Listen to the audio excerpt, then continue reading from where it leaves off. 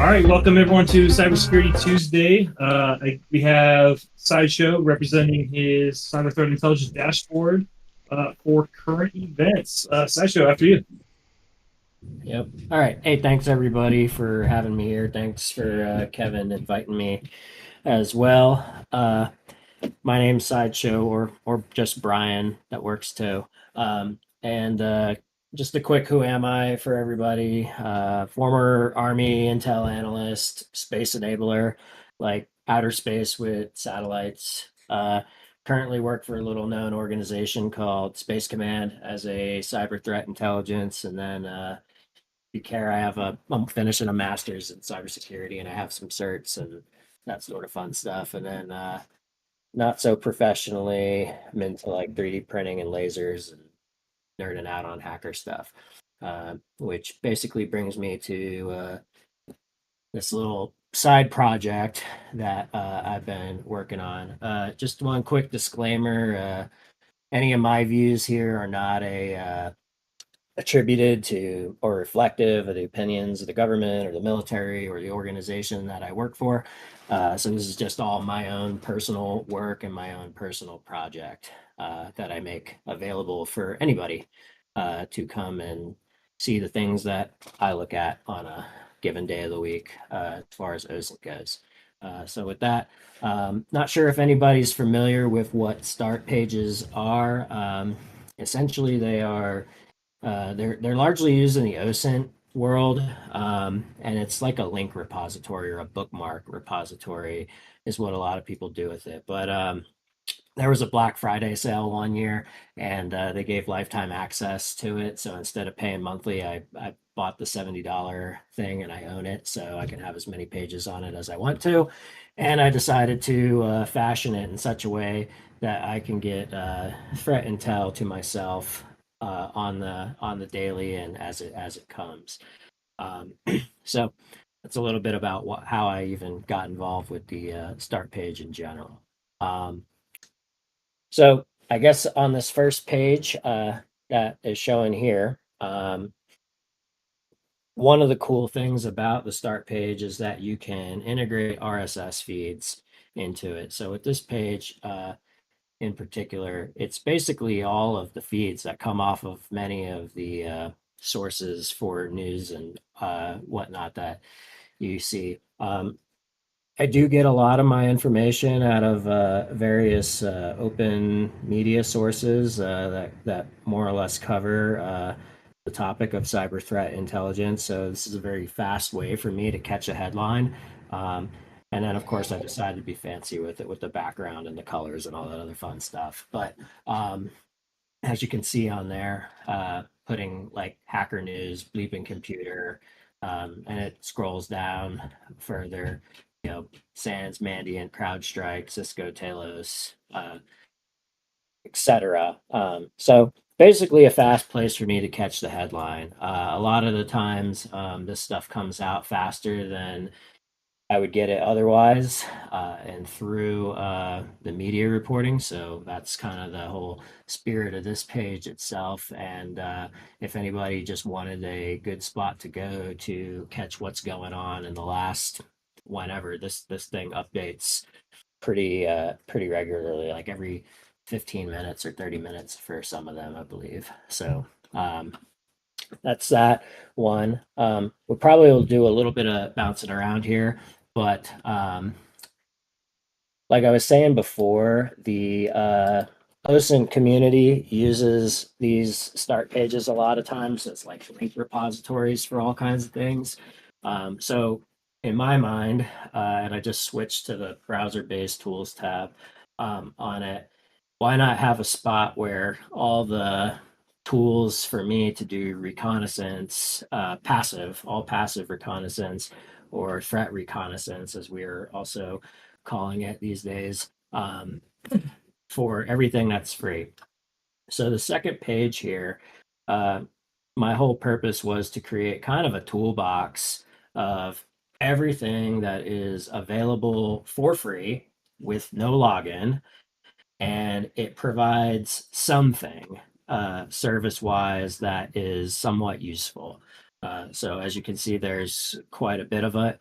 The ones over here on the right, I actually just broke the website down into all the various tools that they offer. And then more towards the left are just like the one-offs and uncategorized ones. So this is something that I have my choice ones that I go to, but this is something that I wanted to have together as a very quick way to, uh, like, oh, I need a subdomain tool. Great, I'll go to this page and go to a site that does subdomain finding, for example, and quickly be able to do that. So on my it's on my computer, it's on my phone, it's everywhere, and I have everything all available to me, and I don't have to keep it like buried in a bunch of bookmarks or anything like that. It's all on one page. It makes life a lot easier. Uh so that's that. Hey, quick test, everybody still hear me? Yep, we Yep. got you loud and clear. Yeah. Okay. Yeah, I had this thing pop. So all right, cool. So that's that page. Um and that in the news. And that's kind of where I first started off with it. If we kind of go all the way down to the far end, I made a tab called hacking and tracking space. Just not everybody's into this, but because I do space cybersecurity, I wanted a page for that. So just as an example of what this can be used for, I keep like a customized page, and I put all the DEF CON and other videos and stuff. I use this mainly as a training thing for others when they want to know something. I forward them to a one of the videos that's on here, but we won't belabor that.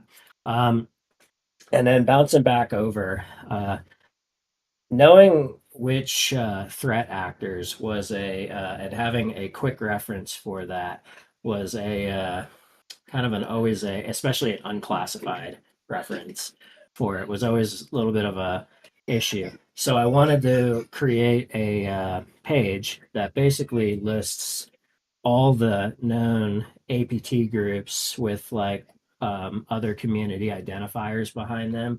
So I painstakingly went through and made boxes for all of them. Obviously, the reds are the China ones, the blues are the Russia ones, the lighter greens are Iran, the whites are North Korea, and then there's a yellow India. Is it India, Vietnam, and a Pakistan one for the darker green.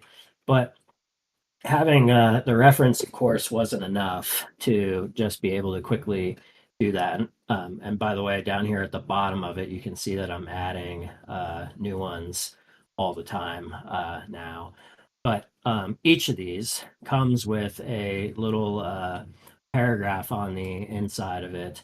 So if you wanted to know, for example, about Salt Typhoon, which is all the rage in the news lately, here's a little blurb about Salt Typhoon and the sources for it, and where to go to get the initial information I used to have these all written. By the way, full disclosure, I did not sit here and write 40 or 50 some odd paragraphs.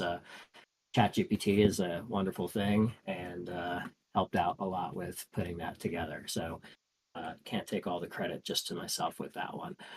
But anyways, it's a quick reference for me and for others to use for when you want to know which APT is what and who's who. And that's where we're at with that.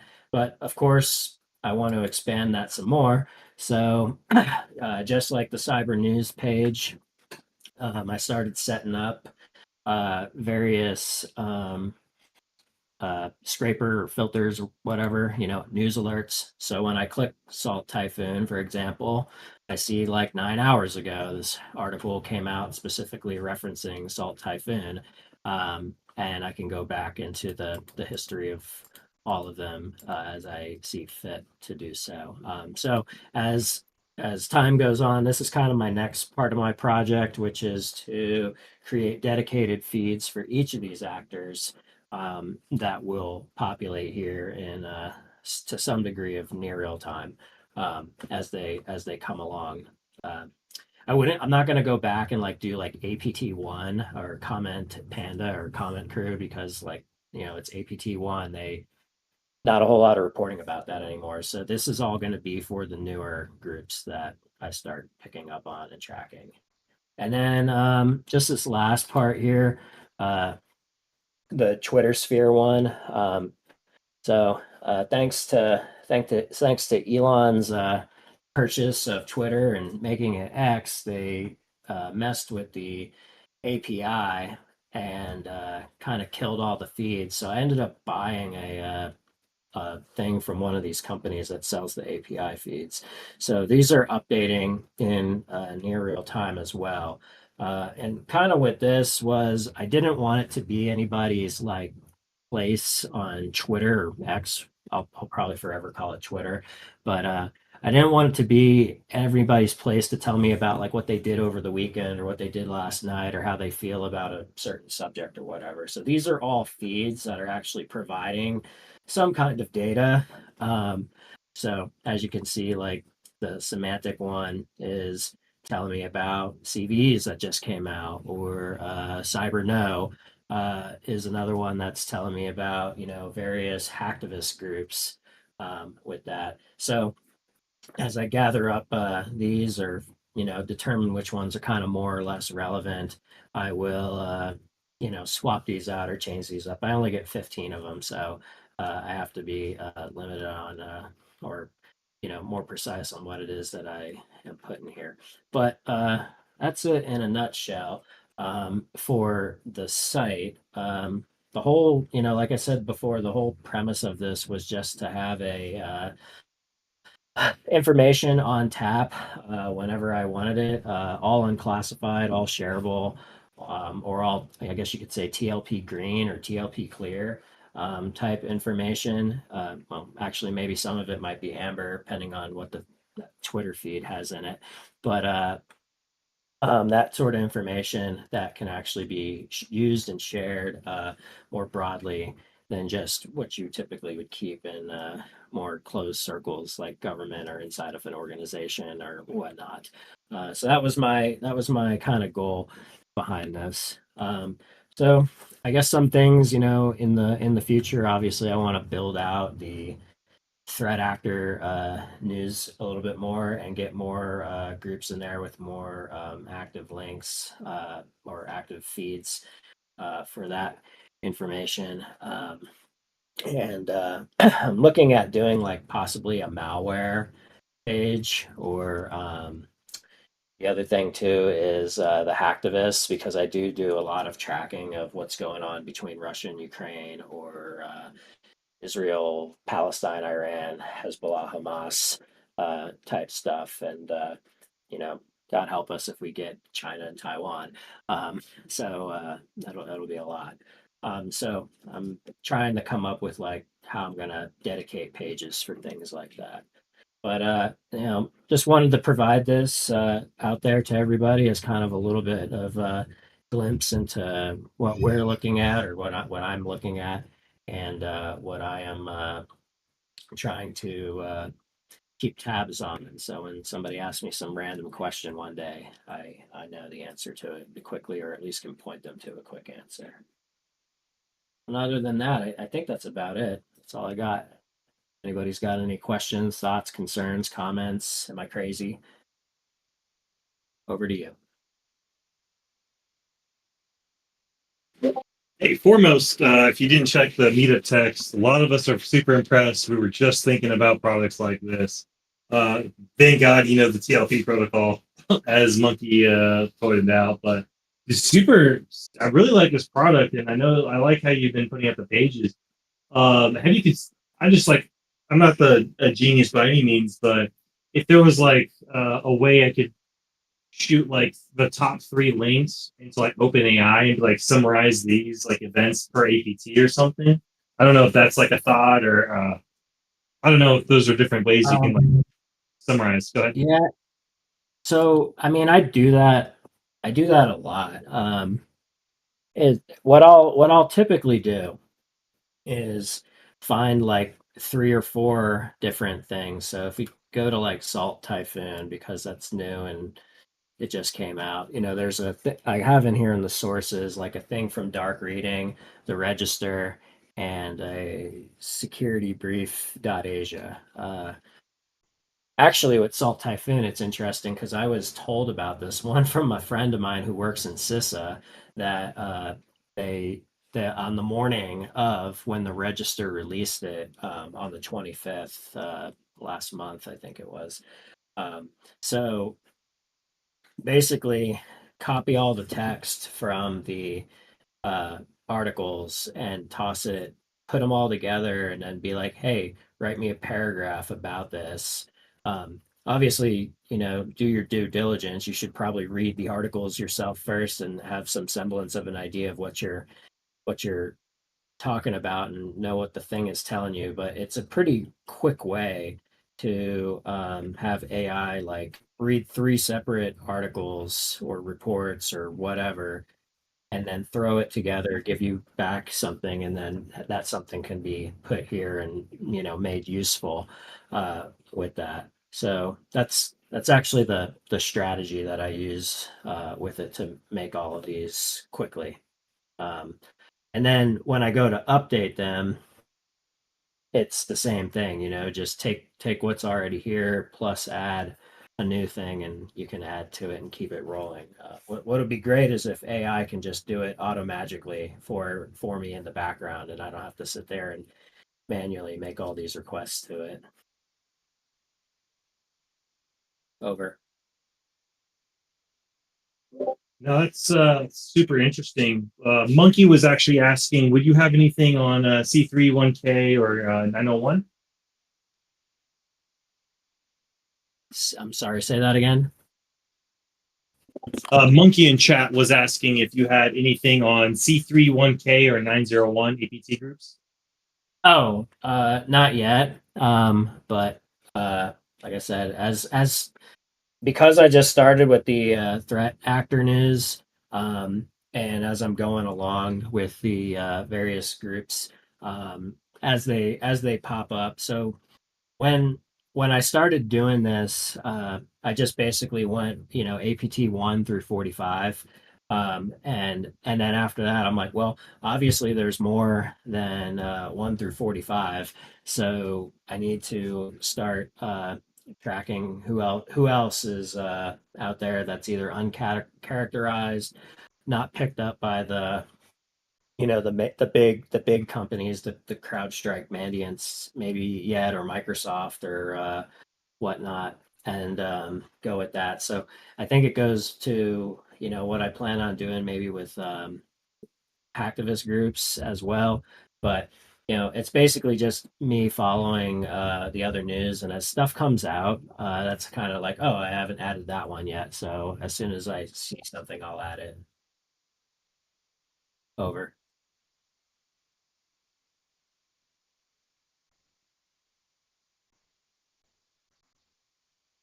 See any more questions in chat though?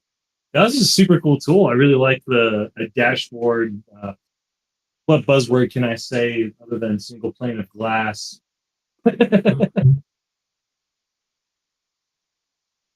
Yeah, and so I'm also, of course, down for like anybody who has a great idea that's like, it'd be great if you add something like this to it or whatever, as long as it's an RSS feed, or a iframe, uh because you can do embedded like videos and whatnot, or just text based or links. Uh, Anything else could be added to it. It's not something that I can like stick apps and whatnot into, but I could definitely link to apps uh, if people have them, or think anything would be good here. But again, it's like I made this for me, but I'm always happy to add things to it if it's useful, and of course keeping it available. So that people don't have to go and procure all these various different types of tools and whatnot that are out there. So this is just a one-stop shop for it. Over. Well, awesome, man. Thank you so much for sharing this. This, I can tell you right now, is something that I'm going to be putting to use. So definitely appreciate you sharing it here, man. That's a very cool tool.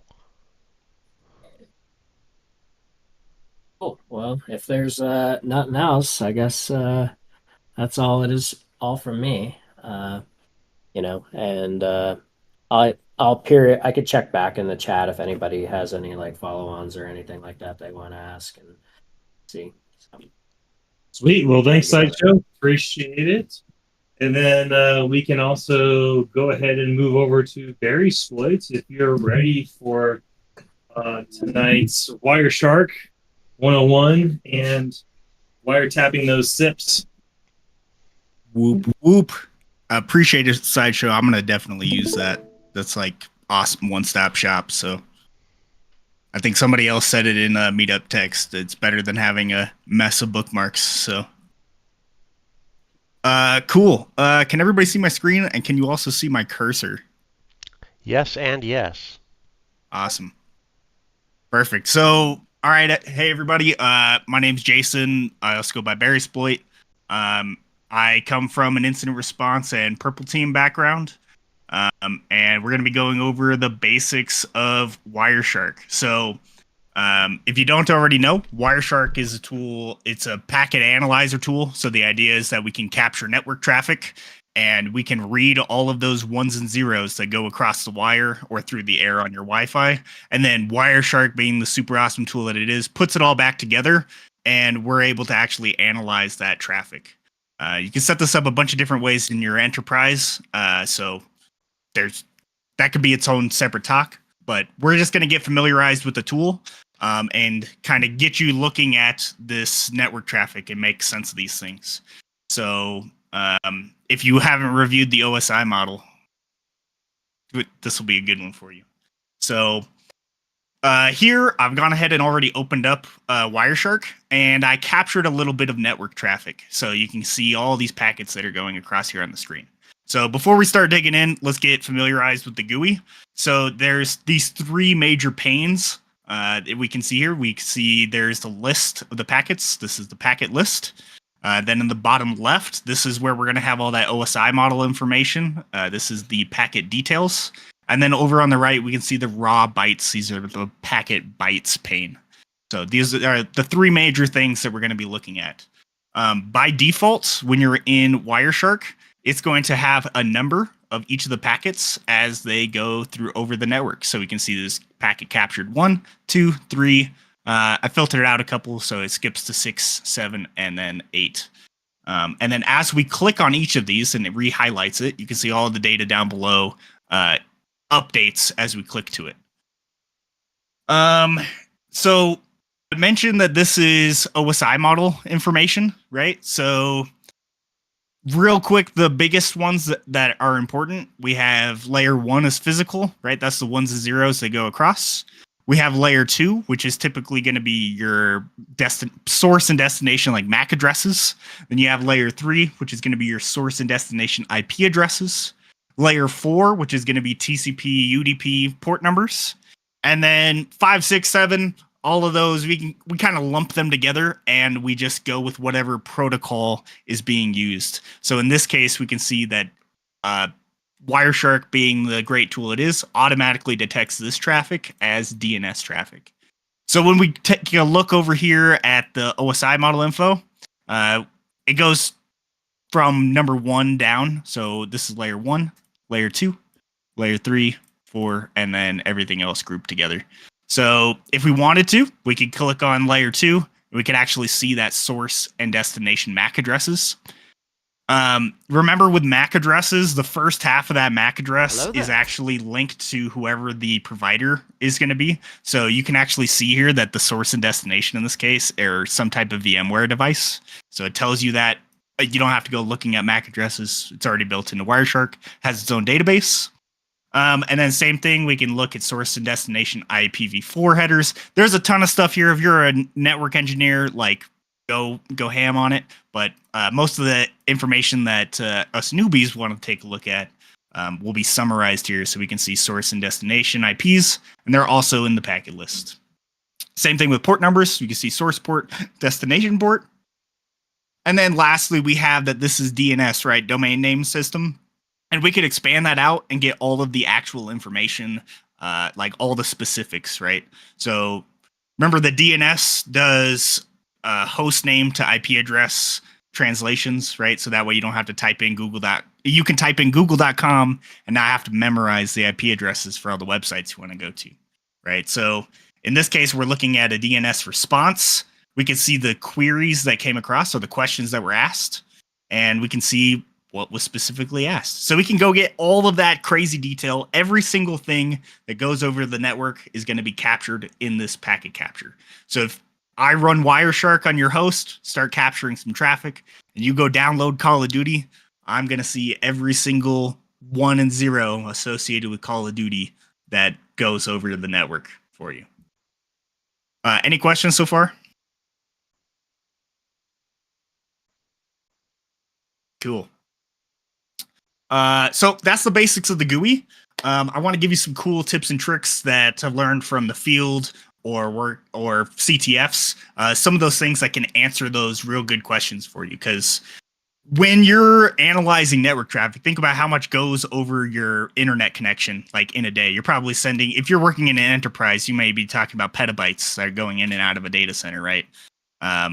So we don't want to use packet captures for every instance, but there can be a lot of data that goes through here. So sifting through to actually find what is malicious can be really cumbersome. So usually come in here with a purpose. And yeah, here's some of the quick wins. So a couple of things, if you come in and there's like thousands of packets, you can do filters. So there's this bar here. You can see I currently have it filtered just for DNS traffic. There's tons of different options. If I wanted to do like, say I just want things where we do TCP port is 53. We could do something like that. And there's their own query language with the cheat sheet that I will link after this. But this will give us everything that comes back that has port 53. Oh, it's UDP, not TCP. That's why that filter didn't work. Yep, so you can filter things down. Another good one, if you come to statistics, there's a couple good ones on this tab. So protocol hierarchy will break down everything, and it'll tell you all the different protocols that exist in one place. So if you're looking here and there just looks like a bunch of random colors, open this up and you can see, look for some bizarre traffic, maybe weird port numbers. Another good one, coming to statistics, you can go to IPv4 statistics down here. And if you go to all addresses or destination and ports, you can see all of the IP addresses that show up in the packet capture, as well as how many times they come up on here. So you can see who are the top talkers, right? So if somebody's exfiltrating data or somebody's talking on the network a lot, you might want to know about that. So a couple other ones that are really important.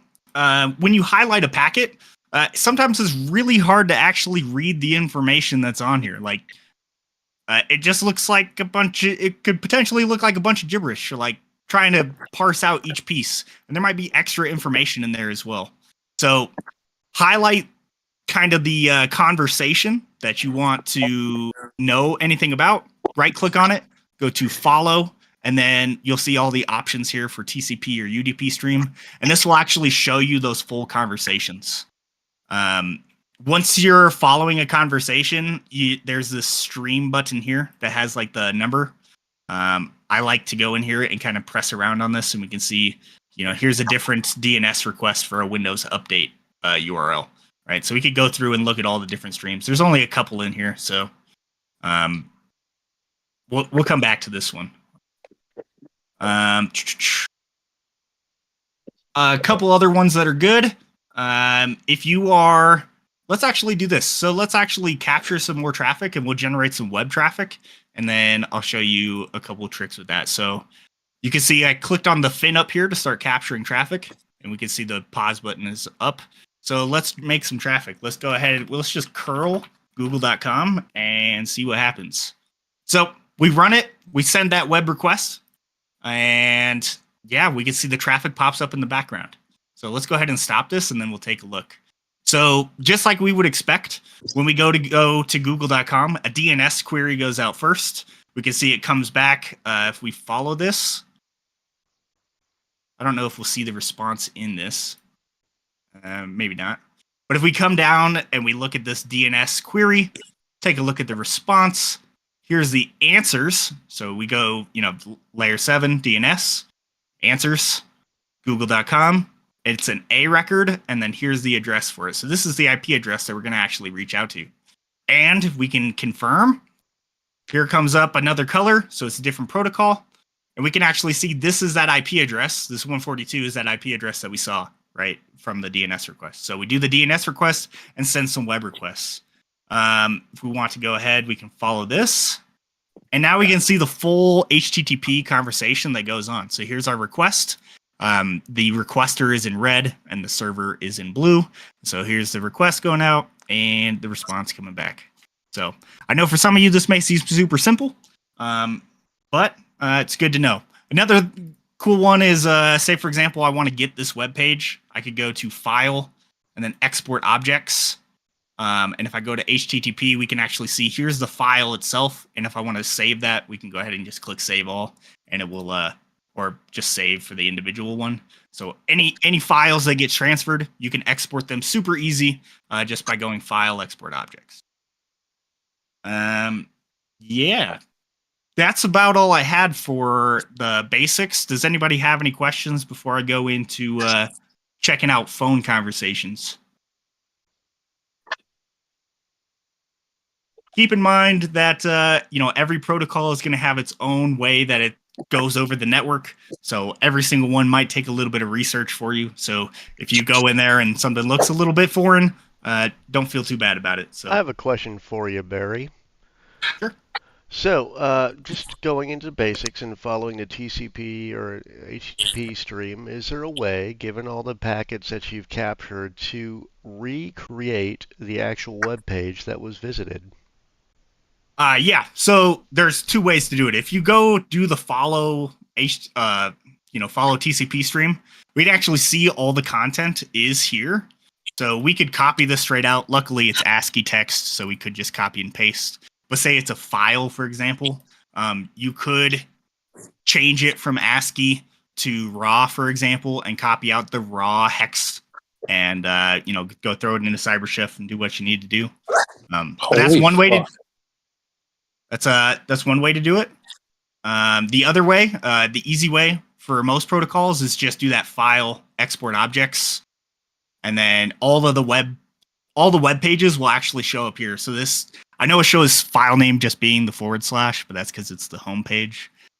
So we could just click and save it to my desktop. Oh, I think I'm actually running this route.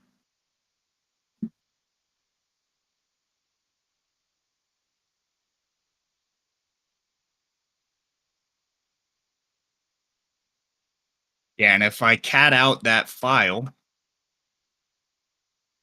we can see it's that same page. So two different ways to do the same exact thing. Some protocols will work, HTTP is pretty easy to extract things. So, but good question. Any other questions in the meantime?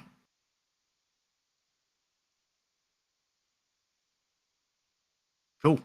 All right, so if you've used WireShark before, one feature that a lot of people don't or haven't used in the past is WireShark has a bunch of things for capturing and translating RTP. So one of the super cool things is that if you have RTP, let me actually take a step back real quick. So anything that is unencrypted, we're going to be able to view in WireShark. If it is encrypted going across the network, it's going to look like a whole bunch of gibberish to us, right? That's the whole point of encryption, is to ensure that confidentiality. The way that it works, this phone system I have set up is not currently using encryption. So is there a let me see if there's a notepad, I guess, or like a paint in this. Maybe not. Okay. So going from the phone that I have set up, it's a VoIP phone, it's like a physical phone. It has to go, it doesn't have routing capabilities. So in order for the phone to get onto the internet, it needs something to route all of its traffic through.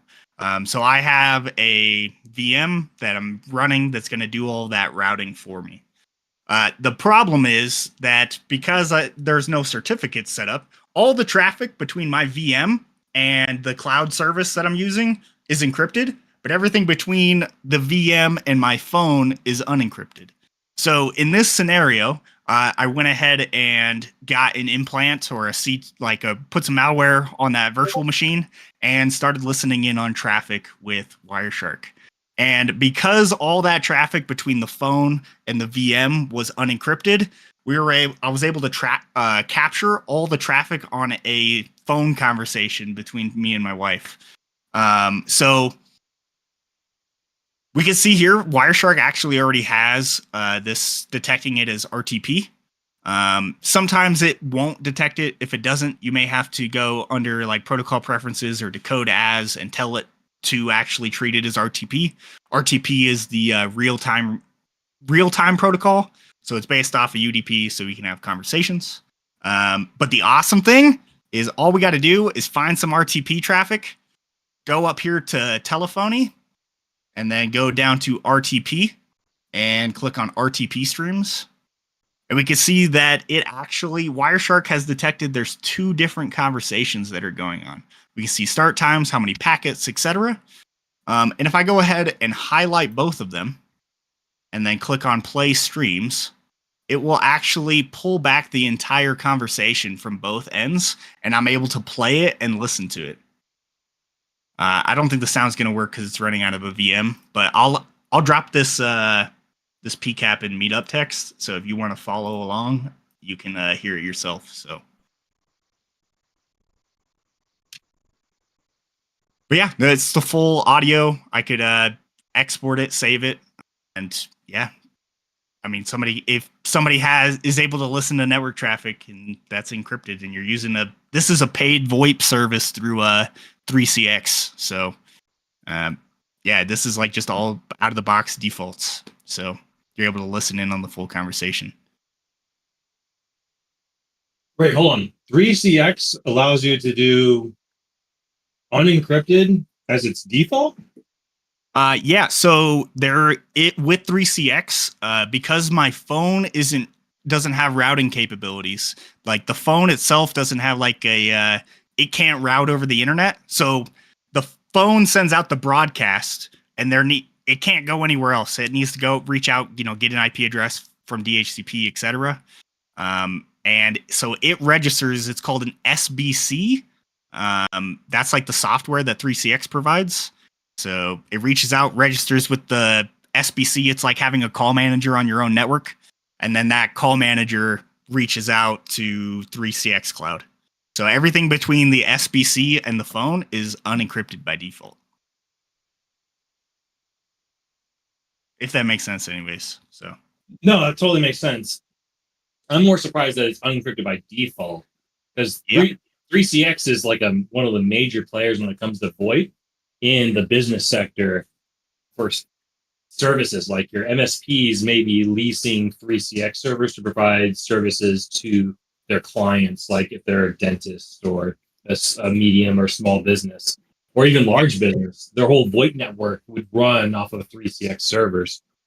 That's crazy. Yeah. Holy crap. I didn't know it was by default. Yeah, and I know 3CX is not the only provider that's guilty of that. Part of the issue is you can use like the stun protocol. Stun, it'll try to use it where stun is basically what they try using now to bypass NAT, right? Because NAT is part of the issue where how do you have to get through NAT to get to the specific end devices, right? So when you register your phone, I mean, unless you're going to have it trust like a default certificate, right?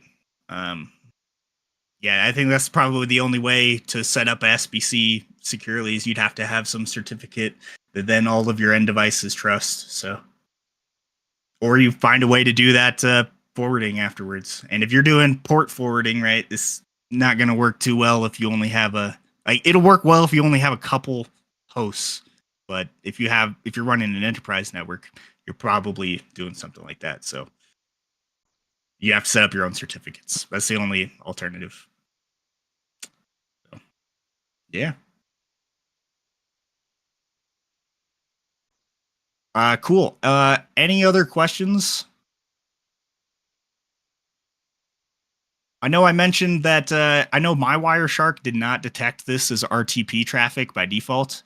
So I had to go find the UDP traffic that was going to the port numbers, associated with RTP. And then you do right click, decode as, and then you can see my entry in here, but you can see this is where you say, hey, treat what's happening on this is we're saying, hey, when you see UDP ports 20,000, treat that as RTP. So if we wanted to set that up, we would say, we leave it as UDP, change this to whatever port number, maybe we do 10, and then change it to what protocol we want to treat it as. So if you ever want to force WireShark to decode something as a certain protocol, you can see the ridiculous amounts that they have. But yeah, that's how you do it. So it's really as simple as that. Now, I guess my question is, do you find yourself in your day-to-day work using WireShark a lot? Not day to day. I think so I mentioned that there's a ridiculous amount of traffic that goes over the network, right? So doing a full packet capture on everything is pretty unrealistic because where are you going to store those terabytes and terabytes of traffic that go over your network every single day, right? That means you're going to have terabytes and terabytes of storage. So usually what organizations do instead is they do something called NetFlow, where you can get pretty much everything here except for the bytes itself. I know I used Call of Duty as the example before. Think of NetFlow as I can see the source and the destination, like where the traffic is going to, but I don't get the actual content itself. So I can see that you're downloading Call of Duty, but I don't need all the bytes to, extract Call of Duty out from a PCAP, right? So usually companies will go towards NetFlow instead, like AWS, Azure, all of those supported by default, except for Google. If you're using Google Cloud, don't do NetFlow. You're going to want to just do packet captures on your major devices. Google Cloud does sampling where they don't capture every single packet. Or like the information on every packet. They might capture 1 out of every 50 packets, which is kind of useless. So, but for real world scenario, the reason you'd use WireShark is if you know something suspicious is going on, you may want to actually capture all of that traffic. Or if you're working in like Department of Defense and you have some top secret like data shares or whatnot, you can set it up from the switch. You don't have to run WireShark directly on the host. You can capture packets with command line tools like TCP dump, for example, and get this same PCAP and then throw it into WireShark on your forensics machine instead. So usually it's a more of a reactionary thing.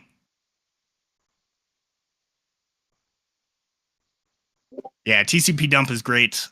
You can actually, I'll see if I can find some resources for it, but I know there's a way you can set up TCP dump to run on your, like if you have a server that you want to capture packets on, you can like run one command line in the background and it will capture and put a PCAP for every single hour of the day. So if you do have something critical like that, it absolutely works. Yeah, I've seen like people do stand ports or mirror ports and then send it over to their server that's running like Rita or Zeek to capture all that traffic to do like, and then they append every hour to that massive PCAP, if you will. Yeah, exactly. So the span port is basically, if you're plugged into the port and I want to copy everything off of your computer, I can have basically a mirrored port where all of the traffic that goes to Kevin can also go to my Raspberry Pi where I'm capturing everything, something like that. So just for those who didn't know.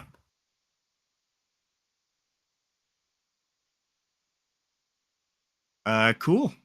Any other questions? Yeah, I have one question for you there, Barry. Go for it. Why Parrot? I honestly just wanted to try it out. My Kali box got bricked, and so I was like, you know what? I want to give this thing a shot. I've only used it like 3 times, to be honest. So, no official opinion yet. Okay. I know I ran it for a while, and I thought I found a lot of it. They had more tool availability than Kali, which kind of threw me for a loop for a little bit because Kali is Kali. But yeah, I kind of go back and forth between the two of them. I think they're both good operating systems for red team stuff. Yep. Cool. Did anybody else have any other tips and tricks that you wanted to add? That I mean, I don't know everything, so